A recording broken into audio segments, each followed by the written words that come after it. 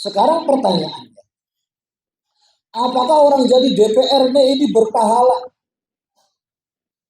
Saya berpendapat seorang anggota DPRD itu semuanya harus kaya semua. Pejabat itu harus kaya. Kiai itu semuanya harus kaya. Setuju? Bu, pejabat harus kaya semua, setuju?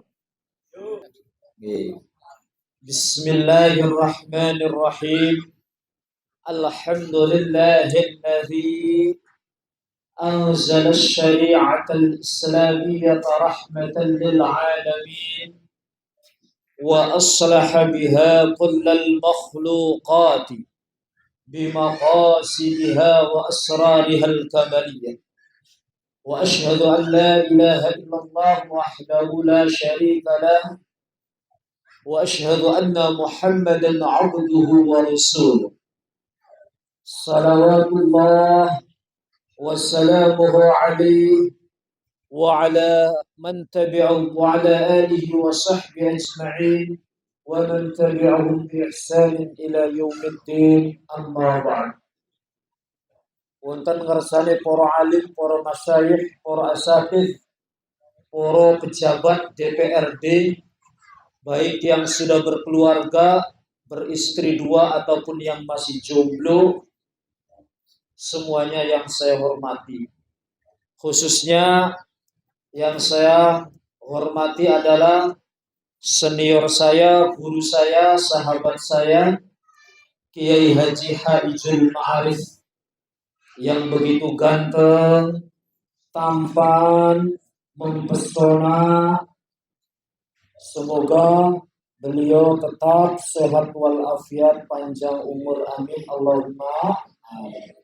Jadi beliau kan ganteng, tampan, mempesona, adapun tidak berani nambah istri, itu saya tidak ikut-ikut urusan lain.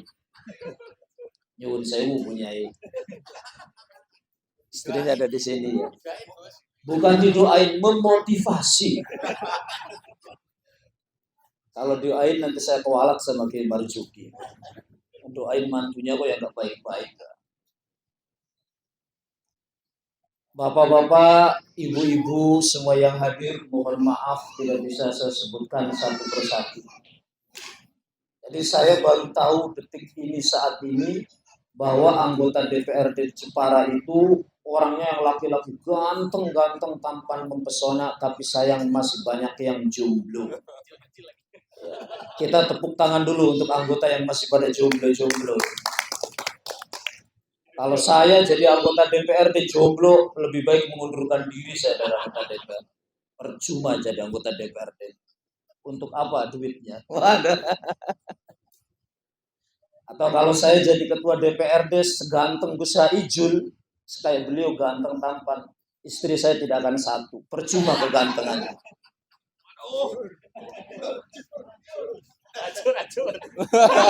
Waduh. Repot, ngusir ini. Baru mulai sudah dikasih sangu suruh pulang. Waduh. Aduh. Maaf punya ya. Soalnya beliau kalau Gus Haijul kalau Idul Fitri sama istrinya pasti ke rumah saya. Nanti jangan-jangan Idul Fitri ini istrinya melarang, jangan kesana nanti gak bagus itu. Bapak-bapak, ibu-ibu yang dirahmati Allah. Alhamdulillah biqudratihi wa iradati, di malam hari ini kita bisa bersilaturahim, berkumpul, bermuajahah dalam rangka memperingati nuzulul Quran. Alhamdulillah. Seperti tadi yang didahulukan oleh Gus Haizul, tidak terasa bahwa kita sudah melewati separuh bulan Ramadan. Artinya apa? Sebentar lagi dapat THR. Kira-kira begitulah. Maksudnya THR itu THR dari Allah, beda THR dari manusia dan Allah. Tunjangan hari raya itu artinya apa? Dikasih tunjangan yang luar biasa, itu kembali fitrah. Itu yang terpenting. Bapak-bapak, ibu-ibu yang dirahmati Allah. Saya karena ngajinya di institusi pemerintahan sebagai bentuk nasionalisme, saya ingin mengawali ngaji ini bareng-bareng dengan mengucapkan Pancasila. Oh iya, kenapa saya mengatakan dimanapun saya ngaji, baik di Kalimantan, di Papua, Sulawesi, saya selalu mengawali ngaji itu adalah dengan sama-sama membaca Pancasila. Apa kaitannya Pancasila dengan pengajian? Ada seperti seremonial keagamaan atau pengajian yang didahului dengan menyanyikan lagu Indonesia Raya, itu sebagai bukti cinta kepada tanah air Indonesia. Kenapa demikian? Karena sekarang itu banyak sekali orang-orang yang memproklamirkan dirinya sebagai juru dakwah, tapi mereka justru di tengah-tengah dakwanya itu adalah menyerukan anti NKRI, menyerukan anti Pancasila, menyerukan ingin menggusur NKRI diganti dengan sistem khilafah. Benar apa benar? Oleh karenanya saya biar rasa enak baksonya turun dulu dari tenggorokan, saya ajak sama-sama membaca Pancasila. Pancasila. Pancasila. Alhamdulillah, apal semua. Ini bentuk cinta pada NKRI. Tepuk tangan untuk anggota DPRD. Tapi sayang, sila kelima keadilan sosial itu masih belum dilaksanakan oleh sebagian anggota DPRD. Apa yang saya maksud? Mestinya keadilan sosial itu kalau yang lain sudah pada punya istri, maka yang belum punya istri itu cepat-cepat cari calon istri. Itulah termasuk juz'un ataupun bagian daripada keadilan sosial bagi seluruh rakyat Indonesia. Tepuk tangan dulu untuk yang jomblo sekali lagi. Tadi Gus Yaizul ngasih ijazah biar cepat langsung jomblo. Habis ini saya mau WA sama beliau, Gus, ada gak ijazah biar nambah istri? Istri pertama itu tidak ngamuk-ngamuk.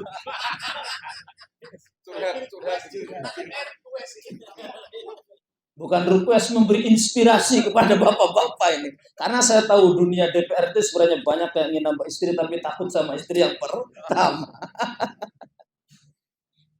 Bapak-bapak, ibu-ibu yang dirahmati Allah.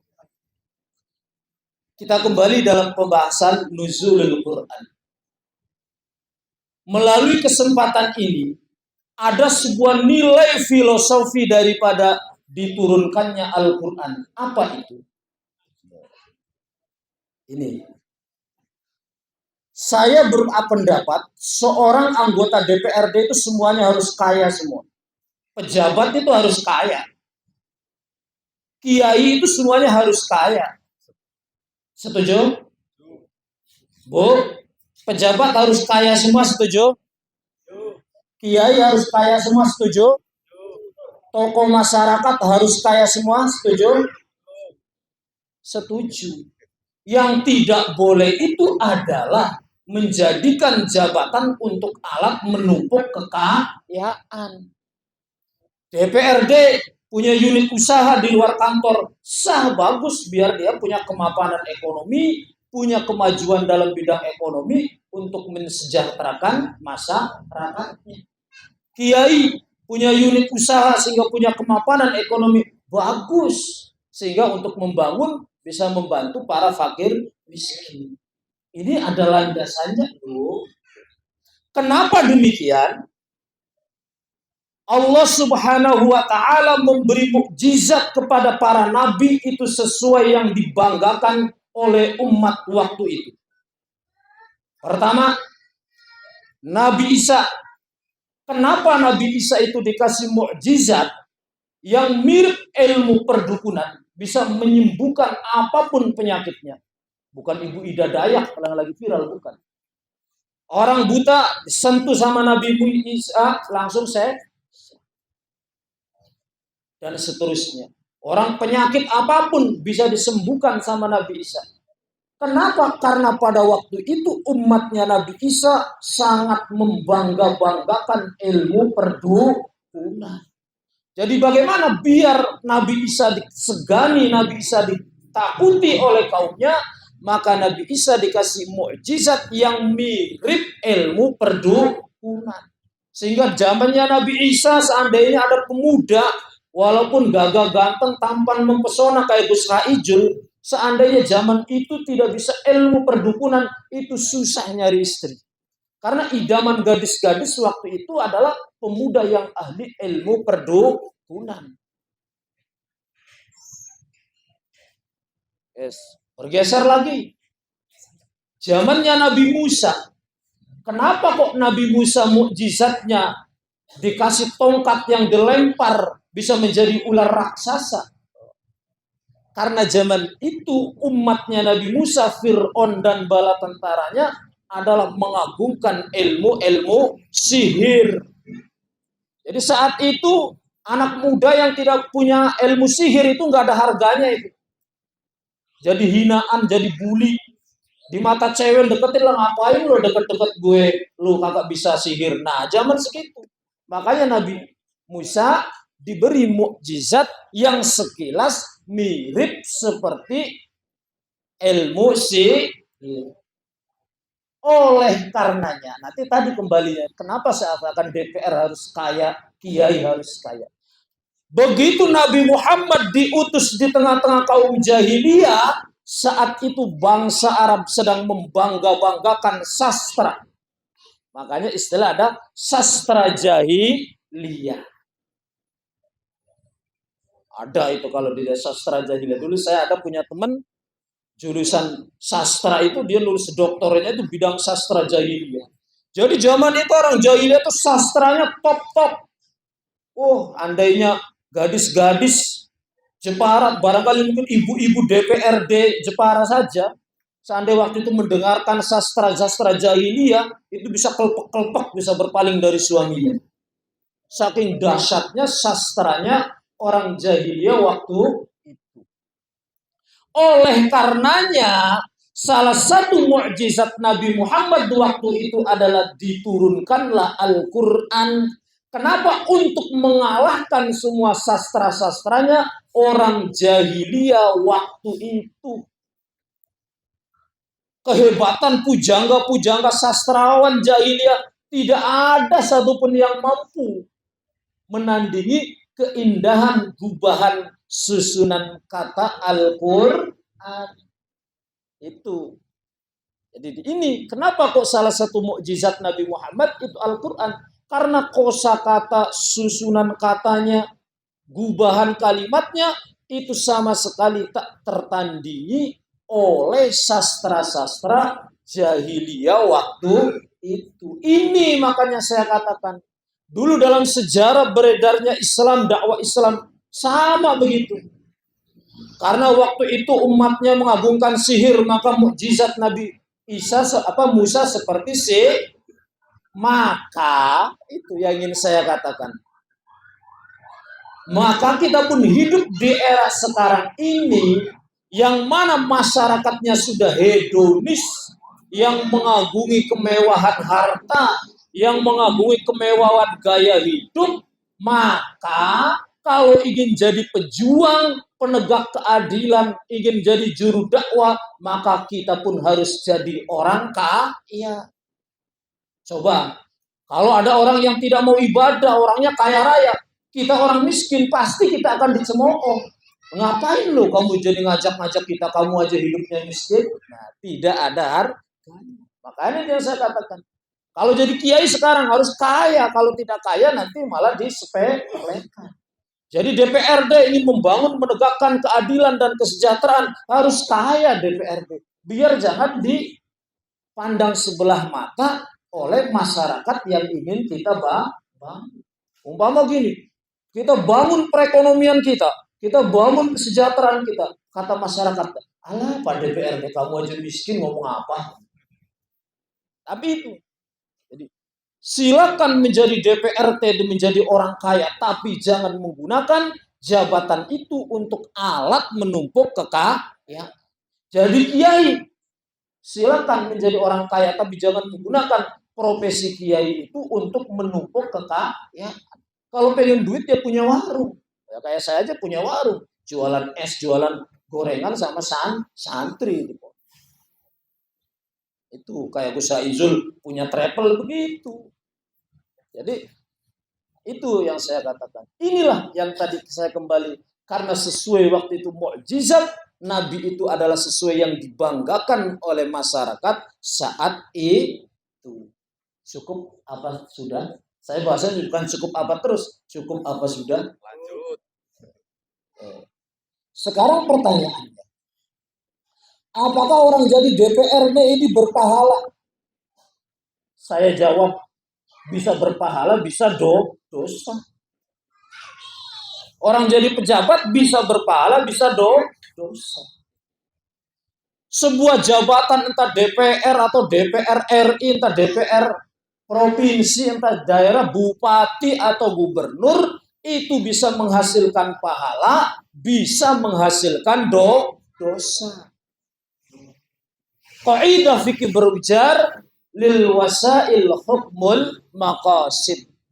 Bagi sebuah wasilah, sarana itu adalah hukumnya dengan apa yang menjadi maksud dan tujuan kita.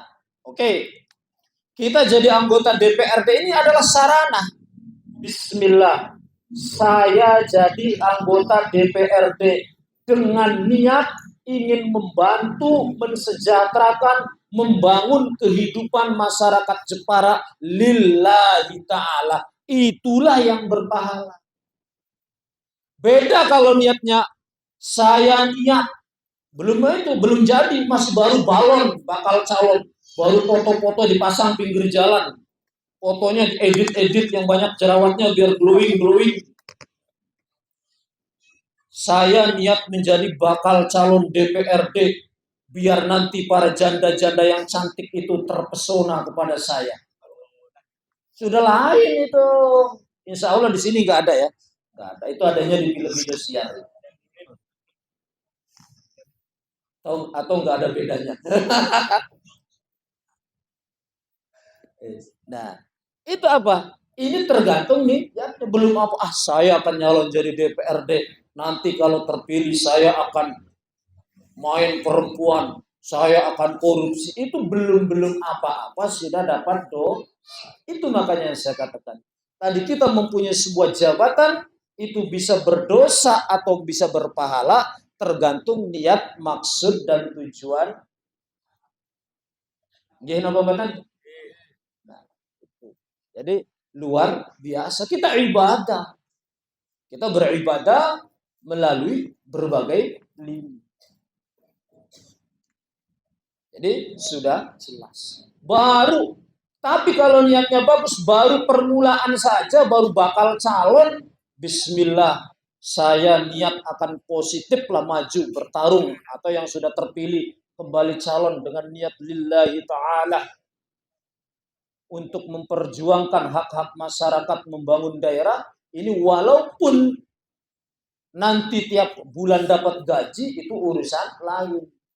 Beda dengan orang saya niat jadi DPRD, biar saya dapat gaji, nanti tiap bulan cuma dapat gaji saja, pahalanya tidak. Nah, itu jadi begitu. Makanya jenengan tadi disebutkan oleh Gus Saizul, saya ini aslinya Jawa Barat, tapi KTP-nya Jepara. Ayo, siapa yang dapilnya? Saya ikutnya Mayong. Siapa yang dapilnya Mayong? Oh, Pak. Ya, atau barangkali ada yang mau nyalon bupati, saya dukung lah. Mayang kan suara satu. Aduh.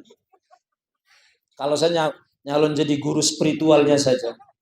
Nanti nyalon jadi guru spiritual, kata istrinya, tolong doakan kalau jadi bupati jangan nambah istri. Paling gitu.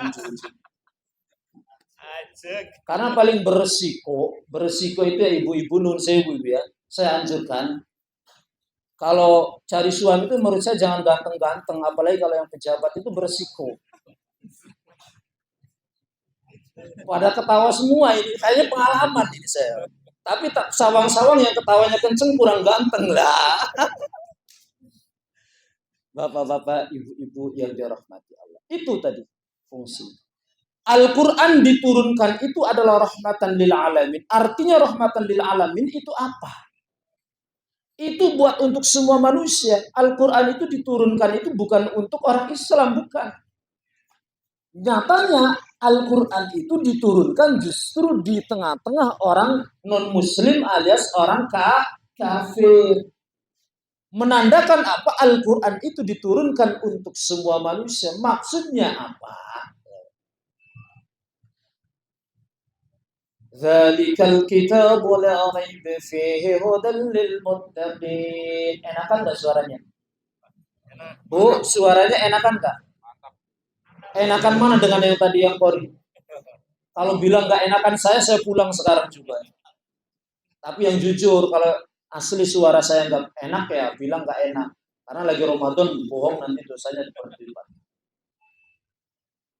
Tapi kalau jenengan bilang suara saya nggak enak ya termasuk yang menyakiti perasaan saya dosa juga. Al-Quran diturunkan itu adalah rahmat bagi semuanya. Ini yang perlu dipahami. Siapapun itu berhak mempelajari Al-Quran. Tetapi yang wajib mengamalkan anjuran Al-Quran itu adalah orang-orang yang sudah beriman. Makanya tidak benar orang non-muslim jangan buka Quran, ya bukan begitu. Bila perlu kenalkan Al-Quran itu kepada orang non-muslim, biar orang non-muslim itu adalah mengerti isi Al-Quran, kemudian menjadi tertarik. Bedanya, nah ini ada bedanya.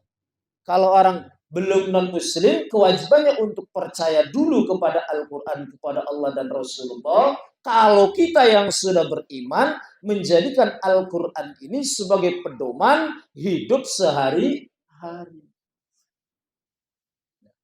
Tuh, jadi makanya dalam konteks ibadah puasa Ramadan pun yang diwajibkan itu orang-orang yang sudah beriman. Makanya ya ayyuhalladzina amanu kutiba alaikumussyam. Amanu orang-orang yang beriman. Orang-orang yang belum beriman itu belum diwajibkan. Nah, tuh kalau sedikit lintas agamanya lah gitu. Karena nuhun sewu, saya ini kan wakil ketua komisi kerukunan antar umat beragama di MUI Pusat. Jadi harus ya sedikit-sedikit gitulah kerukunan kalau berbicara. Jadi jangan kok dilarang. Oh kamu orang non muslim, jangan sentuh-sentuh Al-Quran. Bukan begitu caranya. Non muslim, saya kenalkan inilah Al-Quran yang ada terjemahnya. Biar nanti lama-kelamaan mereka mempelajari, siapa tahu tertarik dan Bapak-bapak, ibu-ibu yang dirahmati Allah. Selanjutnya adalah kita sebagai manusia umat Nabi Muhammad, sebagaimana kita sering dengar, Nabi Muhammad diturunkan sebagai rahmatan lil alamin. Al-Quran diturunkan sebagai rahmatan lil alamin. Kita ini dalam setiap hal, setiap apapun harus menggunakan sudut pandang positif, harus menggunakan sudut pandang dimensi aspek kebaikan. Alias kalau dalam bahasa fikihnya adalah husnudzon. Kita jangan mudah menilai orang lain dari sisi jeleknya, tapi kita menilai orang lain dari sisi baik. Apa landasannya? Ini mumpung lagi bulan puasa. Ada sebuah hadis yang mungkin menurut kita ini sangat aneh. Kenapa? Qala Nabi sallallahu alaihi wasallam, salasatu aswat yuhibbuha Allah. Ada 3 suara yang mana suara tersebut ini suara, cuman suara doang, bukan kerjaan. Salasatu aswatin yuhibbuha Allah. Ada 3 suara yang dicintai oleh Allah. Apa ternyata? 3 suara itu pertama sautud dek. Dek itu artinya apa? Kokok ayam jago. Coba. Setelah itu baru sautul ladzi yaqra'ul Qur'an. Nomor 2 loh jatuhnya suaranya orang yang baca Al-Qur'an. Bukan mengamalkan Al-Qur'an, tapi suaranya orang yang baca Al-Qur'an. Yang ketiga, wasautul mustaghfirina bil ashar. Suara orang yang memohon ampunan yang beristighfar di sepertiga malam alias waktu sahur. Saya ulangi. 3 suara yang dicintai oleh Allah. Pertama, kokok ayam jago. ternyata posisinya itu paling dicintai oleh Allah. Cuman kokok ayam jago loh. Baru setelah itu suaranya orang yang membaca Al-Quran, jatuhnya nomor 2, bukan mengamalkan Al-Quran, tapi suaranya orang yang membaca. Dan yang ketiga itu suaranya orang yang merintih di tengah kegelapan malam, sepertiga malam, wal mustaghfirina bil ashar, orang-orang yang mohon ampunan kepada Allah di sepertiga malam saat waktu sahur alias jelang subuh. Ayo, apa yang saya tadi? Ini kita ini harus melihat sesuatu dari sisi baiknya. Loh, kenapa kok Nabi Muhammad berkata suaranya kokok ayam jago lebih baik daripada suara orang membaca Al-Quran? Orang begini, orang membaca Al-Quran itu belum tentu semuanya benar. Karena ada juga orang yang membaca Al-Quran yang tajwidnya salah, makhrajnya salah, dan seterusnya. Oh, ternyata ini yang perlu kita catat. Nanti bisa diamalkan di gedung DPRD. Imam Hilmi itu tahu apa yang dimaksud oleh Injil Nabi Muhammad itu. Karena kokoknya ayam jago di sepertiga malam itu adalah membangunkan orang-orang saat tidur untuk sholat malam. Karena jago berkokok, orang-orang bangun untuk saat sahur. Orang jago berkokok, orang bangun untuk ibadah malam. Ini bukan berarti kokok jagonya, tapi apa? Apa yang manfaat dari kokok jago itu adalah bisa membangunkan orang-orang yang sedang terlelap tidur untuk melakukan ibadah malam. Karena maklum zamannya Nabi Muhammad belum ada HP, belum ada alarm. Sebelum dulu zamannya adanya jam beker yang krotek gitu ya. Makanya saya bercanda, andai zaman Nabi Muhammad sudah ada HP alarm, mungkin hadisnya akan berbeda. Termasuk suara yang dicintai oleh Allah adalah suara alarm yang membangunkan orang untuk sahur. Suara alarm yang membangunkan orang untuk tahajud. Atau nah beda lagi kalau suara alarm yang membangunkan bapak-bapak mau ke rumah janda sebelah, itu lain lagi. Nah, makanya saya ketika kita sekarang tradisi masyarakat ada orang biasa mau sahur koprak mana mukul apa zaman dulu itu bambu ya tung koprekan itu. Sekarang kan pakai apa ember, pakai kaleng segala macam. Bahkan kalau di sebagian kota itu udah pakai sound system dangdutan, dangdut karaokean itu laki-laki perempuan. Makanya saya bertanya sama santri liwatin, coba ini berpahalanya bagaimana? Satu sisi tengah malam dia bangun, membangunkan orang biar ibadah malam. Tapi satu sisi dia joget-joget ada laki-laki perempuan juga. Itu perlu dibahas masailkan itu oleh PCNU.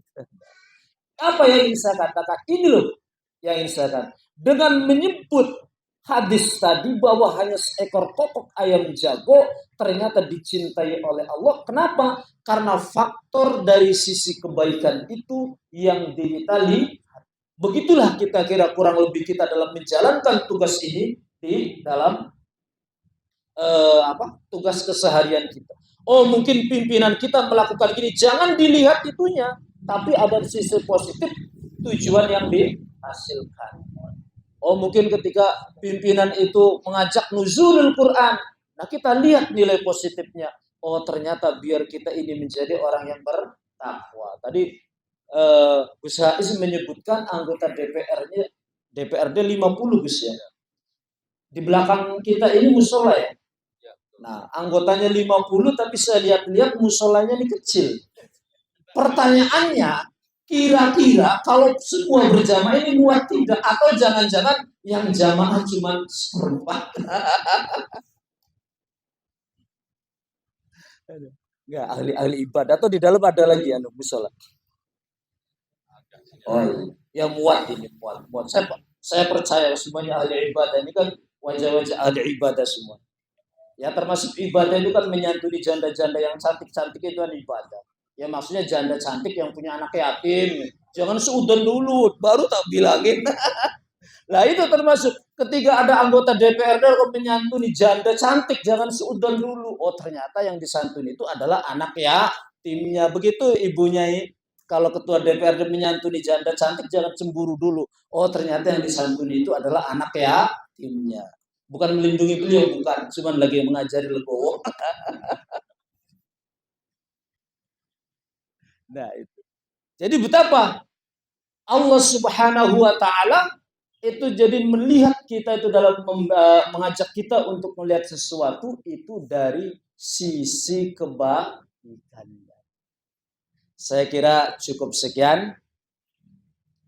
Kurang lebihnya mohon maaf. Cukup ya Gus ya? Ya cukup. Soalnya bapak-bapak kan sibuk dengan masing-masing. Ini rumahnya dalam Jepara semua atau ada yang luar Jepara? Ya? Alhamdulillah. Jadi saya baru pertama ini kenalan seret. Ini jadi kalau ketemu di jalan ini anggota DPR semua. Ya? Yang ini juga nih, yang baju merah dan merah. Wah ini saya doakan kamu jadi sekda nanti minimal. Doa malam Ramadan itu cespleng loh. Masih jomblo apa udah nikah? Jomblo. Saya doakan kamu dapat istri yang cantik, solihah, hafal Quran. Pengennya anaknya kiai apa anaknya pejabat? Oh kiai yang pejabat berarti kayak Kiai Marzuki ada mertuanya. Yang kiai yang pejabat katanya. Saya kira cukup sekian. Terakhir saya katakan, marilah kita satu ambil titik poin itu. Kita itu yang terbaik adalah sedikit demi sedikit mengamalkan apa yang dijadikan oleh ajaran Al-Quran. Kita sering setiap Jumat mendengarkan wasiat bertakwa. Sebenarnya sederhana. Takwa itu sederhana. Ketika tadi saya mengutip ayat Al-Quran yang masih awal surat Baqarah, "Dzalikal kitabu la raiba fihi hudal lil muttaqin." Al-Quran itu tidak ada kemamangan di dalamnya, pedoman bagi orang yang bertakwa. Ini yang ingin saya katakan. Jadi kita menjadikan dulu Al-Quran itu sebagai pedoman hidup. Nanti setelah menjadikan Al-Quran sebagai pedoman hidup, entah itu baik dalam pekerjaan, profesi, ataupun interaksi rumah tangga dan lingkungan sosial. Kalau kita menjadikan Al-Quran sebagai pedoman kita, baru nanti kita akan bergelar menjadi orang yang takwa. Bukan bertakwa dulu kemudian berpegang kepada Al-Quran. Bukan. Sama ibaratnya. Kita itu dilantik dulu jadi DPRD baru kemudian bergelar DPRD. Cukup sederhana. Bagaimana kita menjadi orang bertakwa? Cukup sederhana. Kita menjauhi semua larangan Allah. Kita menjalankan semua perintah Allah, titik. Dengan tadi prinsip kita menjadi seorang anggota DPR dan dengan dilandasi dengan niat ibadah kepada Allah, niat mengabdi kepada masyarakat, niat turut serta membangun bangsa dan negara dalam waktu yang bersamaan, kita menjauhi semua larangan Allah, kita menjalankan perintah Allah, itu insya Allah sayakun minal muttaqin, maka kita akan menjadi golongan orang-orang yang bertakwa. Saya kira cukup sekian. Saya sungguh ini sebuah kehormatan bagi saya bisa diajak silaturahmi di sini. Karena kalau ya Idul Fitri kan nggak pernah ke rumah saya, jadi saya mengucapkan sekarang aja selamat Hari Raya Idul Fitri. Mohon maaf lahir batin. Yang pertama itu. Ya, monggo saya pesan terakhir, jadikanlah profesi apapun di instansi apapun itu kita kalau dengan niat ikhlas beribadah turut serta membangun bangsa dan negara, maka itu menjadi poin ibadah. Dan juga saya tambahin begini, bagaimana kiat beribadah di bulan Ramadan ini? Apakah seorang DPRD harus cuti dulu? Wah, saya mau fokus ibadah Ramadan, saya cuti dulu. Tidak perlu. Saya seorang pegawai bank, apa saya harus cuti dulu dari bank untuk fokus ibadah Ramadan? Tidak perlu. Saya seorang dokter, apa saya harus cuti dulu dari pekerjaan profesi dokter? Tidak perlu. Saya seorang polisi, apa saya harus cuti dulu dari polisi untuk fokus ibadah Ramadan? Tidak perlu. Kenapa? Kita cukup di profesinya masing-masing, tapi tadi dengan satu poinnya. Bismillah, bulan Ramadan, saya berangkat ngantor untuk umpama pegawai bank. Saya berangkat ngantor di bank untuk melakukan kewajiban saya dari kantor, sekaligus saya niat ibadah mencari nafkah keluarga saya. Poin itu ibadah. Karena niatnya di dalam bulan Ramadan sama-sama mencari nafkah keluarganya, tapi di luar bulan Ramadan dengan di dalam bulan Ramadan itu berbeda. Makanya saya katakan kemarin waktu ngaji di mana, sebagai kantor apa perlu saya cuti? Enggak perlu. Bapak jadi dokter justru mengobati orang sakit itu jauh lebih utama. Menjaga kesehatan orang untuk menyelamatkan orang itu termasuk ibadah yang luar biasa. Kalau Bapak cuti, saya cuti sekian hari demi fokus nanti menyambut Lailatul Qadar. Nah, pasien-pasiennya malah terlantar. Allah Ta'ala pun berfirman, la yukallifullahu nafsan illa wus'aha. Sesuai profesi kita masing-masing. Itu saja. Jadi cukup sekian. Kurang lebihnya mohon maaf. Mari bulan Ramadan yang tinggal separuh ini sudah tanggal berapa, Gus? Nah, malam 17. Berarti berapa hari lagi? 13 hari. Itu kalau Ramadannya 30 hari. Kalau Ramadannya 29, 12 hari. Berarti tinggal tersisa 12 hari lagi. Maknanya bapak-bapak DPR sudah sibuk dengan dapilnya masing-masing. Nah, ini saya pesan juga sekaligus. Gak apa-apa. Termasuk ketika kita membagikan parcel Idul Fitri kepada dapil itu tadi kembali. Bisa dapat pahala dan sama sekali tidak dapat pahala. Bisa. Bahkan bisa dapat dosa, bisa. Saya bagi parcel di dapil saya, biar saya disanjung, dipuji oleh masyarakat sebagai anggota DPR. Ingin disanjung, dipuji oleh masyarakat, itu namanya sudah terjebak yang namanya riya. Atau pencitraan, sum'ah. Pengen meningkatkan elektabilitas. Tetapi, ada tetapinya. Saya membagi parcel di daerah dapil saya dengan niat membantu masyarakat. Sedekah Ramadan. Membantu fakir miskin. Lillahi ta'ala. Ganjaran dapat, elektabilitas naik. Alhamdulillah. Amin. Allahumma amin. Saya rasa cukup sekian. Jadi kesimpulannya apapun yang kita lakukan itu tergantung niat kita. Kurang lebihnya mohon maaf. Akhirul kalam. Wallahul muwafiq ila aqwamit thariq. Wassalamualaikum warahmatullahi wabarakatuh.